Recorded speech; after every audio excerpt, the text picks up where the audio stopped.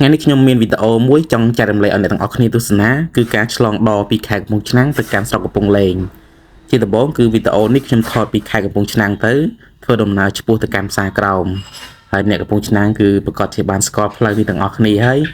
ឥឡូវនេះគឺយើងបានមកដល់ផ្សារក្រោមហើយអញ្ចឹងក៏យើងធ្វើដំណើរទៅកាន់សាឡាងដើម្បីធ្វើដំណើរឆ្លងពីខេត្តកំពង់ឆ្នាំងទៅកាន់ស្រុកកំពង់លែងអ្នកទាំងអស់គ្នាទៅតាមដានទស្សនាជាមួយខ្ញុំទៅថាទេសភាពនៅតាមដងទន្លេឆ្លងដបពីខេត្តកំពង់ឆ្នាំងទៅកាន់ស្រុកកំពង់លែងហ្នឹងថាមានទេសភាពស្រស់ស្អាតខ្លាំងប៉ុណ្ណាឥឡូវតោះយើងទៅតាមដានទស្សនាជាមួយខ្ញុំទាំងអស់គ្នាឥឡូវនេះគឺយើងធ្វើដំណើរចេញទៅហើយចេញពីដខេត្តកំពង់ឆ្នាំងទៅកាន់ស្រុកកំពង់លែងហ្នឹងយើងជិះសាឡាងទៅសាឡាងធំខ្លាំងមែនទែនដាក់បានឡានច្រើនថ្ងៃនេះដែលខ្ញុំថតនេះគឺប៉ះថ្ងៃពហុអញ្ចឹងអត់ទាន់សូវមានមនុស្សច្រើនជិះប្រហែលទេអត់សូវមានមនុស្សច្រើនឆ្លងអញ្ចឹងណាហើយបើសិនជាចំថ្ងៃសៅរ៍អាទិត្យដឹងតែមនុស្សឆ្លងច្រើនខ្លាំងមែនទែនថ្ងៃដែលខ្ញុំថតនេះគឺថ្ងៃពហុអញ្ចឹងថ្ងៃធ្វើការអត់សូវមានអ្នកឆ្លងទេពេលថ្ងៃសៅរ៍អាទិត្យថ្ងៃសម្រាប់គឺសម្បូរអ្នកឆ្លងខ្លាំងមែនទែនដនេះយើងធ្វើដំណើរពីខេត្តកំពង់ឆ្នាំងទៅកាន់ស្រុកកំពង់លែងហ្នឹងចំណាយពេលប្រហែលជា15នាទីទៅ20នាទីប៉ុណ្្នឹងឯងយើងទៅដល់ហើយទេសភាពនៅតាមដងទន្លេ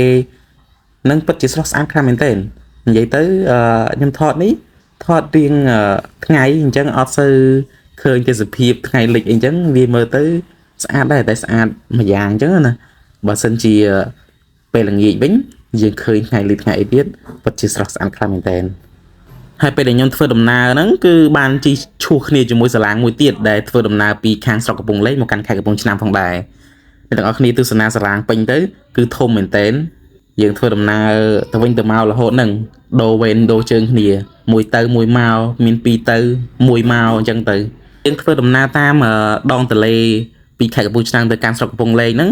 គឺយើងមើលទៅឃើញភ្នំកង្រីច្បាស់យកតែម្ដងភ្នំកង្រីយើងមើលពីតាមដងទន្លេនេះទៅពិតជាស្រស់ស្អាតខ្លាំងមែនទែនដូចអ្នកទាំងអស់គ្នាបានទស្សនាអញ្ចឹងភ្នំមួយខាងមុខនេះឯងគឺជាភ្នំកង្រីដែលយើងមើលពីខាងខេត្តកំពង់ឆ្នាំងទៅកាន់ស្រុកកំពង់លែងនិយាយរួមទៅគឺភ្នំកង្រីនេះស្ថិតនៅក្នុងស្រុកកំពង់លែងនឹងតែម្ដងយើងមុនទៅដល់ភ្នំកង្រីហ្នឹងយើងត្រូវធ្វើដំណើរឆ្លងសាឡាងនេះទៅបានយើងអាចទៅដល់ភ្នំកង្រីទន្លេដែលយើងកំពុងឆ្លងនេះធំគួរសមដែរពីមុនមកយើងធ្វើដំណើរ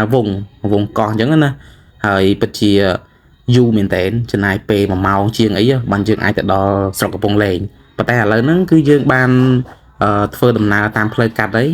ដោយសារតែគេជីកប្រេកពីមុនកន្លែងដែលខ្ញុំជិះសាឡាងចូលទៅនេះគឺជាកោះទេអត់មានប្រេកអញ្ចឹងទេយើងត្រូវតែជិះវងកោះហ្នឹងឆ្ងាយអញ្ចឹង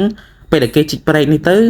យើងប្រើពេលវេលាខ្លីមែនទែនក្នុងការធ្វើដំណើរពីខាងខេត្តកំពង់ឆ្នាំងទៅកាន់ស្រុកកំពង់លែងហើយពីស្រុកកំពង់លែងមកកាន់ខេត្តកំពង់ឆ្នាំងហើយឆ្លងដនេះបើយើងចង់ឆ្លងទៅកាន់ខេត្តកំពង់ធំក៏បានដែរយើងធ្វើដំណើរឆ្លងពីខេត្តកំពង់ឆ្នាំងទៅកាន់ស្រុកកំពង់លែងសិនទៅបន្ទាប់មកក៏យើងធ្វើដំណើរឆ្លងកាត់ស្រុកកំពង់លែងហ្នឹងទៅកាន់ផ្លូវកាត់ទៅខាងខេត្តកំពង់ធំឥឡូវនេះគឺយើងបានជិតមកដល់ស្រុកកំពង់លែងហ្នឹងហើយចំណែកឯនេះវិញជាកោះជ័យទាត់ហ្នឹងគឺល្បីមែនទែនល្បីក្នុងបទចម្រៀងបុកផាកំពង់ហាវហ្នឹងហើយចំណតទូកដែលចូលចតនេះគឺនៅខាងកំពង់ហាវហ្នឹងហើយអញ្ចឹងកោះជ័យទាត់នៅជិតកំពង់ហាវហ្នឹងតែម្ដងឥឡូវនេះគឺយើងបានធ្វើដំណើរកាន់តាគៀកដល់កំពង់ផែស្រុកកំពង់លែងហ្នឹងហើយវីដេអូហ្នឹងខ្ញុំមានតែប៉ុណ្្នឹងឯងសម្រាប់ចែករំលែកឲ្យអ្នកទាំងអស់គ្នាបានទស្សនាអរគុណច្រើនដែលទស្សនាវីដេអូមួយនេះពីដើមរហូតដល់ចប់